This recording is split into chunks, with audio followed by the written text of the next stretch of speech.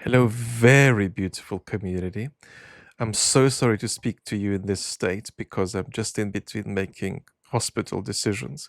But I wanted to come through and give a brief analysis of why Trump is talking about a third term, because there is a reason for that that's not mentioned or not mentioned enough. And then I want to go on and just more broadly analyze how we should feel about the risk, the prospect of this.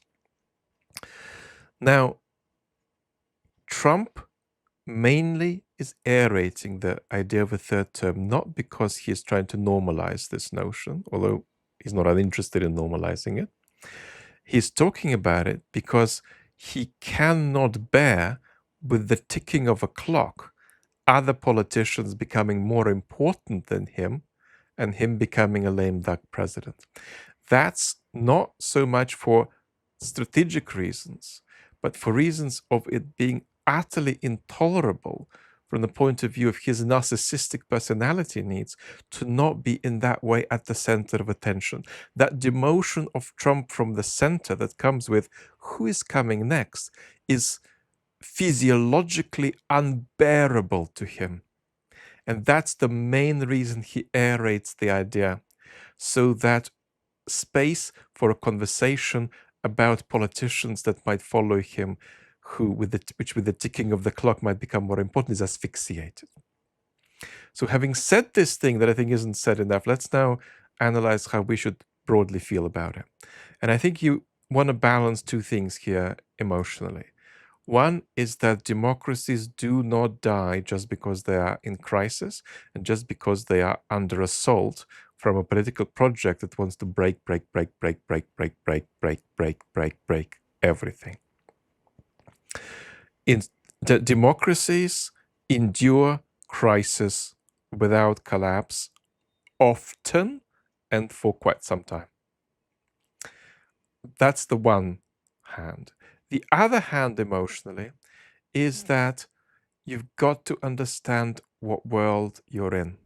There are global social forces washing about that are pretty much present everywhere you look. They're present in Russia, they're present in Ukraine, they're present in Belgium, they're present in Canada, which are pushing all of us toward political systems that are about electoral monarchy, about electing somebody and then saying, we've elected them, so let's not bound up their power with any checks and balances.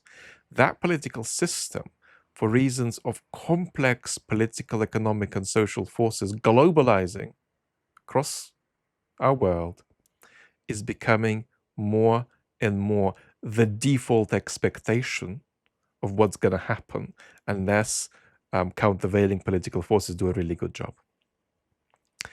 And so because of that, you have to understand that this is not just a Trump threat, but this is a systemic threat. It's not an American threat. It's a global threat, and each country has to respond to it in its own way. And this means that whether there is or isn't going to be a Trump third term, which could also be a shorthand for the perpetuation of the Trumpist project, the remaking of the state in Trump's image, with or without Trump there. Whether that's happening in 2028 in the United States or not depends on what everybody does. And people need to get going with doing stuff, and people need to get going with being bold, and people need to get going with the understanding that you have to propose positive projects about what was in fact importantly left out of what Obama or Clinton gave the United States. That contributed to some of the challenges we're seeing right now with Trumpism.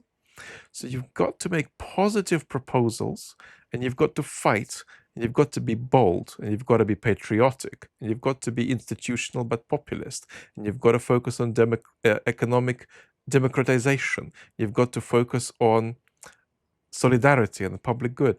So whether the United States is remade in Trump's image is going to depend on what the Democrats, who are in epistemic disarray right now, do.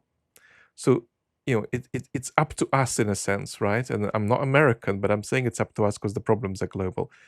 What happens? We can't just assume that because you live in a democracy, Trump's going to be, and Trumpism is going to be out in 2028, as long as, you know, they lose at the, you know, at the ballot point. It requires fighting, it requires effort. But at the same time, don't catastrophize it in such a way that you say it can't be done, because this is sort of an inevitable trajectory to democratic collapse. No, it isn't. The inevitable trajectory is that these social forces are out there that invite in electoral monarchy. It's not inevitable that electoral monarchy wins. Lots of love.